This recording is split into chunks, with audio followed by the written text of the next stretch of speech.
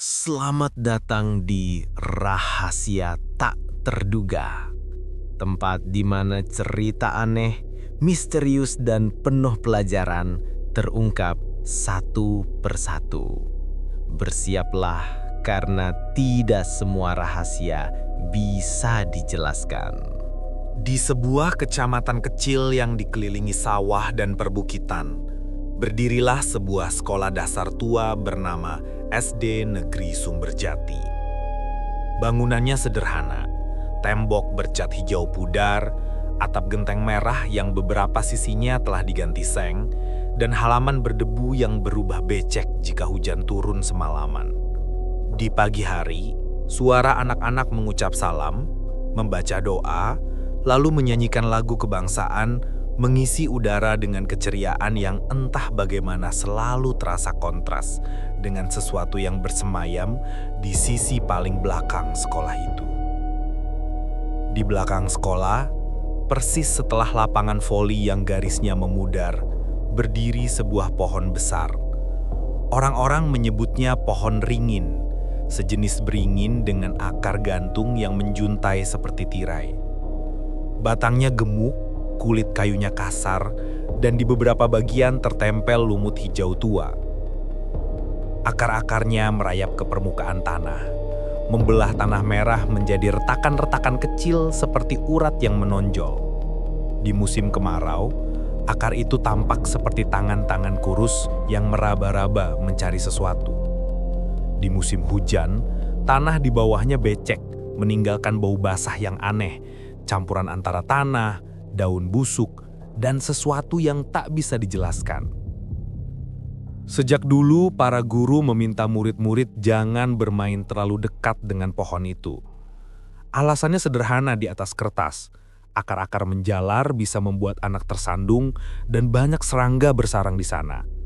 Tetapi setiap anak desa tahu ada alasan lain yang tidak dituliskan di papan pengumuman.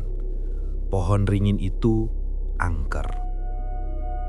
Orang-orang dewasa jarang membicarakannya langsung, tetapi doa yang didengungkan setiap melewatinya, tatapan cepat ke arah batangnya kala senja, serta cara penjaga sekolah menyapu halaman sambil menghindari area akar, semua itu cukup jadi pertanda. Dimas, siswa kelas 6 yang tubuhnya kurus dan matanya tajam, tidak mudah percaya pada cerita-cerita begituan. Ia anak yang cerdas, suka bertanya, dan senang membuktikan sesuatu sendiri. Sejak kelas 4, ia memperhatikan satu hal yang mengganggu pikirannya. Tiap awal tahun ajaran, tinggi pohon ringin itu seolah bertambah. Mungkin hanya perasaannya, pikirnya. Pohon memang tumbuh. Tetapi mengapa beberapa orang, terutama siswa yang lebih tua, menyebut pohon itu semakin rakus? Suatu pagi, setelah upacara bendera, angin bertiup dari arah perbukitan.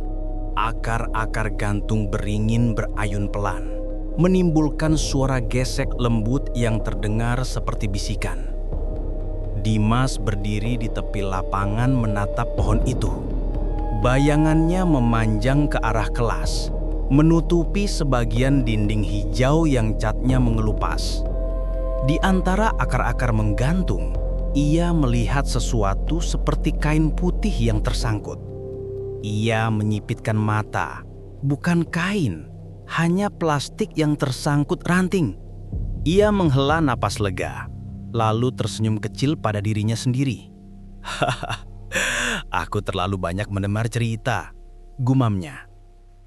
Di kelas, Bu Wati, wali kelas 6, menulis pecahan di papan. Namun suara gesekan akar dari belakang sekolah sesekali terdengar menelusup di sela-sela bunyi kapur. Murid-murid menoleh bergantian. Bu Wati menepuk-nepuk meja. Fokus anak-anak, akar itu dari dulu memang begitu. Ia tersenyum, tapi tangannya Dimas menangkap. Agak bergetar saat menaruh kapur. Saat istirahat, Dimas duduk bersama dua sahabatnya, Rani dan Bagas, di dekat kantin kecil yang menjual es lilin dan gorengan. Percakapan pun beralih ke hal-hal yang biasa dikhawatirkan anak kelas 6. nilai, ujian akhir, dan gosip bahwa kepala sekolah akan pindah. Namun seperti tali layang-layang yang ditarik angin, pembicaraan kembali ke pohon ringin. Katanya dulu ada murid hilang, terus pohonnya langsung kayak tambah tinggi. Bisik Rani, matanya membesar. Ibuku pernah bilang, jangan sebut namanya kalau lewat situ. Bagas mencibir. Ah, itu cuma cerita biar kita nggak main ke belakang. Orang dewasa suka lebay. Dimas tetap diam. Di kepalanya terulang gambar akar-akar yang mencakar tanah. Kalau memang cuma cerita, kenapa semua orang takut? Kenapa Pak Paiman penjaga sekolah selalu menutup pagar belakang sebelum maghrib? Padahal lapangan masih terang. Hari-hari berikutnya di SD Negeri Sumberjati terasa ganjil. Anak-anak bermain seperti biasa, tapi tawa mereka terdengar lebih singkat, lebih gugup. Setiap kali bola menggelinding terlalu dekat ke belakang sekolah, mereka berhenti, menunggu siapa yang cukup berani untuk mengambilnya. Tidak ada yang benar-benar ingin mendekat ke pohon ringin, apalagi setelah kejadian Niko. Niko masih tidak masuk sekolah. Sudah 3 hari ia terbaring sakit. Orang tuanya bilang ia demam, menggigil, dan terus mengigau. Sesekali ia berteriak-teriak sambil memukul kasurnya, seolah melawan sesuatu yang tidak terlihat.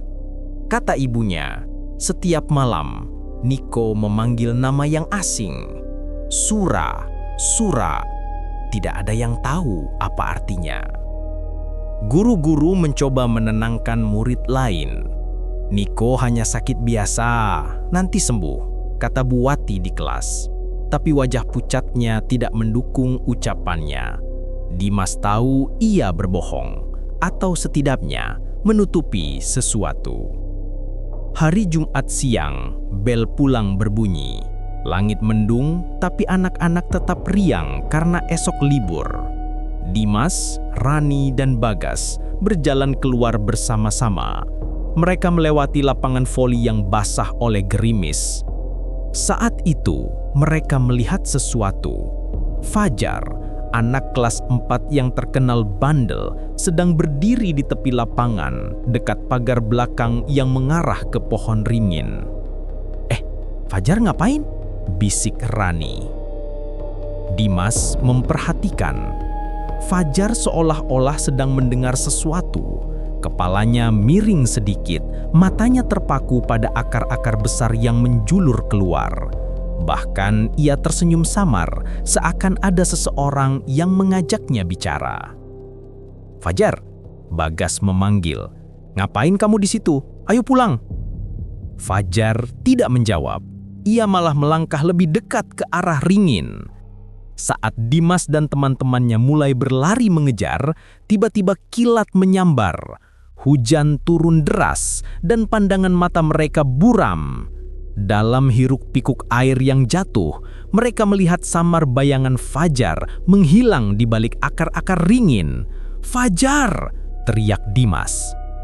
Mereka berlari ke arah sana, tetapi ketika sampai di tempat Fajar tadi berdiri, ia sudah tidak ada. Hanya tanah basah dengan jejak kaki yang berhenti di antara akar. Tidak ada tanda-tanda ia berlari, tidak ada bekas terseret. Seolah-olah tanah itu menelannya bulat-bulat. Rani menjerit ketakutan. Bagas berdiri kaku, wajahnya pucat pasi. Dia hilang. Guru PJOK dan Pak Paiman yang mendengar teriakan segera datang. Namun, ketika mereka tiba, hujan sudah membasuh semua jejak. Hanya akar-akar ringin yang berkilat basah menggantung seperti senyum bengkok. Besoknya, kabar menyebar cepat. Fajar hilang. Orang tuanya panik. Polisi desa dikerahkan. Warga mencari di sekitar sungai dan hutan, tapi hasilnya nihil. Di sekolah, murid-murid dilarang keras mendekati belakang. Gerbang kecil yang mengarah ke pohon ringin digembok rapat. Namun larangan itu justru membuat rasa takut semakin tebal. Anak-anak berbisik-bisik. Setiap ada yang hilang, pohonnya tambah tinggi. Kamu lihat nggak? Sekarang pucuknya udah lebih tinggi dari atap ruang guru. Akar-akar itu kayak nunggu kita. Dimas mencoba membuktikan. Dari halaman depan, ia mengukur dengan matanya. Dan benar, pohon ringin kini tampak lebih tinggi. 2 minggu lalu, pucuknya sejajar dengan tiang bendera. Sekarang, ia jelas melebihi setengah meter. Tidak mungkin pohon bisa tumbuh secepat itu, gumamnya. Suatu sore, Dimas nekat mendekati penjaga sekolah. Pak Paingan sedang menyapu halaman depan, keringat menetes di pelipisnya meski angin sore dingin. "Pak," Dimas memberanikan diri. "Kenapa setiap ada murid hilang, pohon itu jadi lebih tinggi?" Pak Paiman berhenti menyapu. Ia menatap Dimas dengan mata letih, lalu menghela nafas panjang. "Nak, ada hal-hal yang tidak bisa dijelaskan dengan logika. Pohon itu bukan sekedar pohon. Ia hidup dengan cara yang tidak seharusnya." "Jadi, Fajar ada di dalam sana?" Suara Dimas bergetar. Pak Paiman tidak menjawab langsung. Ia hanya menepuk bahu Dimas. "Jangan pernah mendekat, itu saja." Malam itu, Dimas tidak bisa tidur. Hujan deras kembali turun, disertai petir yang menyabar-nyabar. Dari jendela kamarnya, ia bisa melihat siluet pohon ringin di kejauhan, menjulang hitam melawan kilatan cahaya langit. Dan di tengah suara hujan, Dimas mendengar sesuatu. Tawa kecil. Bukan tawa senang, melainkan tawa samar yang terdengar dari jauh, terpotong-potong oleh suara angin. Ia menutup telinga dengan bantal. Namun semakin ia coba mengabaikan, semakin jelas suara itu terdengar. "Fajar sudah di sini." Besoknya, sekolah berduka. Guru mengumumkan bahwa pencarian Fajar dihentikan sementara. Tidak ada yang berani menyebutkan pohon ringin, tapi semua mata melirik ke arah belakang sekolah. Dimas dengan nafas tercekat menatap pucuk pohon itu sekali lagi. Tidak salah lagi. Pohon itu memang lebih tinggi dari sebelumnya. Dan di sela akar yang berayun, ia mengira melihat sesuatu. Seragam putih merah yang basah, bergantung seperti daun yang layu. Hilangnya Fajar meninggalkan luka dalam di SD Negeri Sumberjati. Orang tua murid mulai resah. Beberapa bahkan berencana memindahkan anak-anaknya ke sekolah lain. Polisi desa sudah menghentikan pencarian karena tidak ada jejak, dan pihak sekolah hanya bisa memberi pernyataan kaku. "Kami masih berharap Fajar segera ditemukan." Namun, semua orang tahu kemana arah tatapan mereka setiap kali kalimat itu diucapkan. Ke belakang sekolah, ke arah pohon ringin. Hari-hari berjalan lambat. Anak-anak menjadi pendiam, bermain seadanya di halaman depan. Tidak ada lagi yang mau mendekati lapangan voli, apalagi pagar belakang. Guru-guru pun mulai lebih sering menutup pintu kelas seakan ingin memutus pandangan murid dari bayangan gelap yang jatuh ke jendela. Namun, pohon ringin terus bertambah besar. Batangnya semakin gemuk, akar-akarnya makin jauh menjulur ke lapangan. Akar gantungnya semakin banyak, seperti rambut panjang yang melambai-lambai. Dari kejauhan, bentuknya seperti tirai hitam yang menutupi dunia di baliknya. Dimas merasa semakin yakin, pohon itu tumbuh setiap kali ada yang hilang. 2 minggu setelah Fajar hilang, desa kembali diguncang. Kali ini giliran Sari, siswi kelas 5.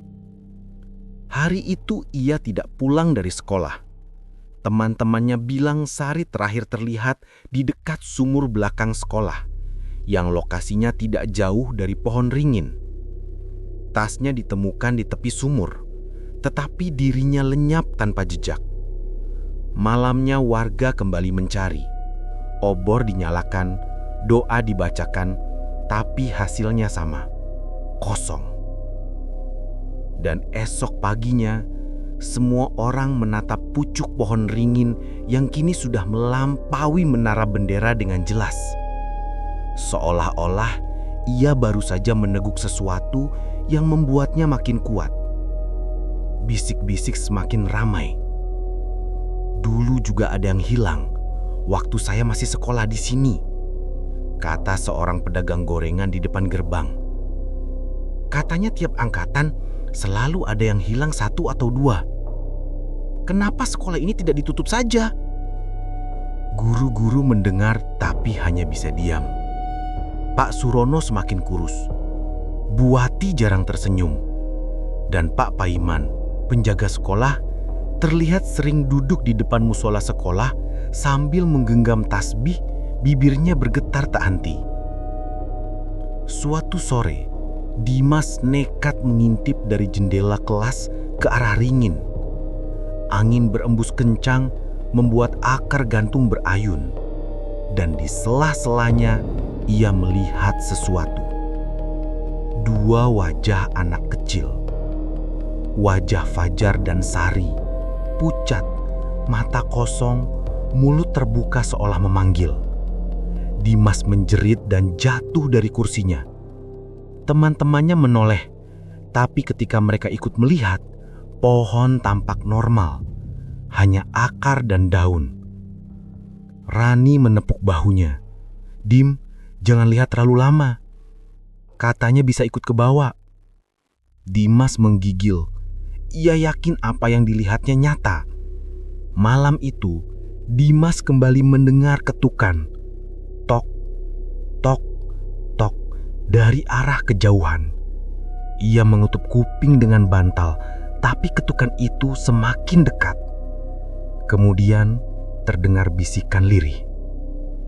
"Dimas, giliranmu sebentar lagi." Ia langsung duduk tegak di ranjang, keringat dingin mengalir. Dari jendela, siluet ringin tampak lebih besar dari kemarin. Rasa takutnya bercampur dengan tekad. Ia harus tahu apa yang sebenarnya terjadi. Malam berikutnya, Dimas bermimpi. Ia berada di halaman sekolah, sendirian.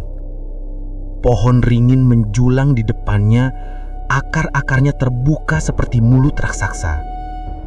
Dari dalam batang itu keluar suara tangis puluhan anak. Ia melihat Fajar dan Sari berdiri di balik akar melambai ke arahnya. "Bantu kami, Dim," kata mereka bersamaan. Dimas berlari, tapi tanah di bawah kakinya berubah menjadi lumpur. Akar-akar menggeliat, melilit kakinya, menariknya ke bawah. Ia terbangun dengan teriakan, tubuhnya basah oleh keringat. Besoknya, sekolah kedatangan beberapa orang tua murid yang marah. Mereka menuntut kepala sekolah menebang pohon ringin. "Sudah cukup anak-anak hilang. Kalau tidak, kami tarik semua anak kami," teriak salah satu ayah. Pak Surono menunduk, wajahnya pucat. "Pohon itu tidak bisa ditebang sembarangan," jawabnya pelan. "Ada hal yang lebih besar yang kalian tidak pahami." Ucapan itu membuat kegaduhan semakin besar.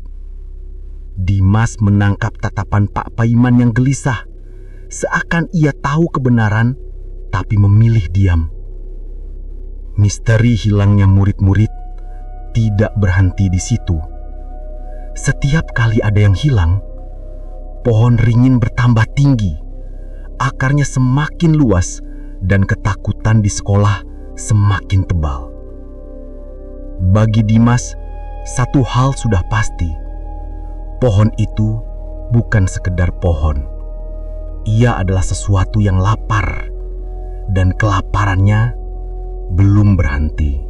Sejak hilangnya Sari, suasana di SD Negeri Sumberjati semakin mencekam. Murid-murid belajar dengan gelisah. Orang tua lebih sering menunggu anak mereka di depan gerbang. dan guru-guru berjalan dengan wajah tegang seolah menyimpan beban yang berat. Namun ada satu guru yang diam-diam mencoba mencari kebenaran. Namanya Pak Wiryo, guru sejarah yang sudah lama mengajar di sekolah itu. Rambutnya putih, tubuhnya kurus, dan suaranya bergetar setiap kali bercerita. Tapi ia adalah sosok yang selalu membaca banyak buku dan menyimpan catatan-catatan tua tentang desa. Dimas pertama kali memperhatikan perubahan sikap Pak Wiryo ketika melihatnya berlama-lama di perpustakaan sekolah. Guru tua itu sering menyalin sesuatu dari buku usang ke dalam catatan pribadinya. Suatu sore, Dimas memberanikan diri mendekat. "Pak, lagi nyari apa?" tanya Dimas pelan. Pak Wiryo menutup bukunya cepat, lalu tersenyum tipis. "Ah, hanya catatan lama, Dim, tidak penting." Namun mata tuanya tidak bisa menyembunyikan kegelisahan.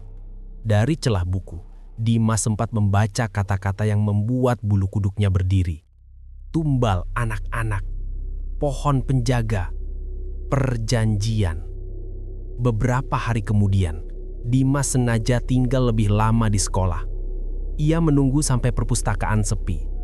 Ketika Pak Wiryo keluar sebentar, Dimas mengintip catatan yang ditinggalkan di meja. Tulisan tangan itu berisi rangkuman sebuah cerita. Puluhan tahun lalu, ketika sekolah ini baru dibangun, desa masih sering diganggu banjir dan wabah. Seorang dukun tua menawarkan solusi, menanam pohon ringin di belakang sekolah sebagai penyangga nasib. Tapi syaratnya, pohon itu harus diberi tumbal jiwa anak-anak setiap beberapa tahun sekali. Jika tidak, desa akan terkena malapetaka. Dimas membaca cepat. Jantungnya berdetak keras. Tumbal biasanya terjadi dengan sendirinya, anak-anak yang hilang, tersesat, atau sakit mendadak. Pohon itu menelan jiwa mereka, membuat dirinya tumbuh semakin besar dan kuat. Semakin banyak jiwa yang dimakan, semakin tinggi ia menjulang. Saat Dimas masih memegang catatan itu, suara Pak Wiryo terdengar dari belakang. "Kamu tidak seharusnya membaca itu, Dimas." Dimas terkejut, catatan hampir jatuh dari tangannya. "Pak, ini maksudnya apa? Jadi benar, pohon itu hidup dari anak-anak yang hilang?" Pak Wiryo menghela nafas berat. "Aku berharap tidak ada murid yang tahu. Tapi ya, itulah kenyataan yang disembunyikan desa ini sejak lama. Pohon itu adalah hasil perjanjian. Dan setiap kali ada anak hilang, sebenarnya itu bagian dari tumbal." Dimas mundur selangkah, tubuhnya gemetar. "Jadi, guru-guru tahu selama ini?" Pak Wiryo menunduk. "Tidak semua, hanya sebagian yang tahu sejarahnya. Bahkan kepala sekolah pun terjebak dalam dilema. Kalau pohon itu ditebang tanpa ritual yang tepat, katanya desa bisa ditimpa bencana yang lebih buruk." Dengan suara lirih, Pak Wiryo menceritakan lebih jauh. "Dulu, sebelum sekolah ini berdiri, di tanah itu sering terjadi kejadian aneh. Ada suara tangis, ada orang kesurupan. Dukun tua menanam pohon ringin itu sebagai penjara roh. Ia berkata pohon itu akan menahan roh-roh jahat yang mengganggu desa. Tapi roh itu butuh makanan, dan makanan itu adalah jiwa anak-anak." Dimas mendengar dengan perut mual. Rasanya mustahil, tapi semuanya cocok dengan apa yang ia lihat. Setiap kali ada murid hilang, pohon tumbuh lebih besar. "Pak, kalau begitu kita harus menghentikannya," kata Dimas dengan suara bergetar. Pak Wiryo menatapnya dalam. "Bukan perkara mudah, Dim. Aku sudah meneliti bertahun-tahun. Untuk menghentikan kutukan itu, pohon harus ditebang dengan ritual tertentu dan itu butuh keberanian juga tumbal lain. Kalau dibiarkan, berapa banyak lagi anak yang akan hilang?" tanya Dimas hampir menangis. Pak Wiryo tidak menjawab. Ia hanya menutup catatannya rapat-rapat lalu berkata, "Jangan dekati pohon itu lagi, Dim. Apapun yang terjadi, jaga jarak. Biarkan orang dewasa yang memikirkan." Namun bagaimana mungkin Dimas bisa diam? Malam itu Ia gelisah di kamarnya. Kata-kata Pak Wiryo berputar di kepalanya. Pohon penjaga, perjanjian, tumbal anak-anak. Ia teringat wajah Fajar dan Sari yang muncul di sela akar. Ia teringat bisikan yang memanggil namanya. Ia tahu jika tidak ada yang bertindak, suatu hari bisa jadi gilirannya. Kebenaran tentang pohon ringin akhirnya terkuak. Ia bukan sekedar pohon melainkan penjara roh yang lapar. Ditanam sebagai perjanjian kuno, ia menelan jiwa anak-anak demi menjaga desa.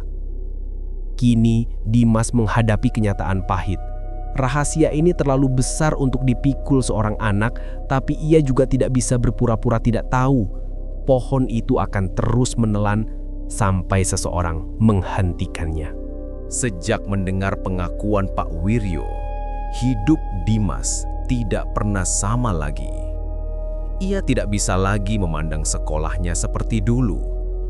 Setiap kali berjalan di halaman, ia merasa pohon ringin itu mengawasinya. Akar-akar gantungnya seperti tangan yang siap meraih. Suatu sore, Dimas kembali menemui Pak Wiryo di ruang guru. Suasana sekolah sudah sepi, hanya terdengar suara jangkrik dari luar. "Pak," bisik Dimas, "saya ingin tahu lebih banyak. Kalau benar pohon itu butuh tumbal, roh apa yang sebenarnya ada di dalamnya?" Pak Wiryo menatapnya lama, seolah menimbang apakah ia layak mendengar kebenaran. Lalu ia membuka sebuah buku lusuh yang sampulnya sudah mengelupas. Ini catatan tua yang diwariskan. Di dalam pohon itu bukan hanya roh-roh jahat yang ditahan, tapi ada satu roh utama. Roh itu disebut Surakidang, arwah anak dukun yang dulu dikorbankan saat pohon ringin ditanam. Dimas membeku. "Anak kecil?" Pak Wiryo mengangguk. Iya, dukun tua menyerahkan anaknya sendiri sebagai tumbal pertama. Roh anak itu kemudian menjadi penjaga, tapi juga menjadi penagih. Ia tidak pernah tenang. Ia lapar, dan setiap beberapa tahun sekali, ia menuntut jiwa baru. Pak Wiryo melanjutkan dengan suara rendah. Ketika anak-anak hilang, sebenarnya bukan sekadar hilang. Mereka ditarik oleh akar pohon. Tubuh mereka lenyap, tapi jiwa mereka diserap ke dalam roh Surakidang.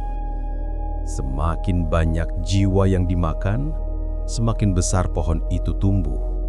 Itulah sebabnya pohon ringin itu tidak bisa ditebang sembarangan. Akar-akarnya dalam, terikat pada puluhan jiwa. Dimas menelan ludah. Tubuhnya gemetar. Kalau begitu, tidak ada cara untuk mengakhiri semua ini. Pak Wiryo menutup bukunya pelan. Ada, tapi berbahaya. Pohon itu bisa dihentikan hanya jika perjanjian pertama diputus.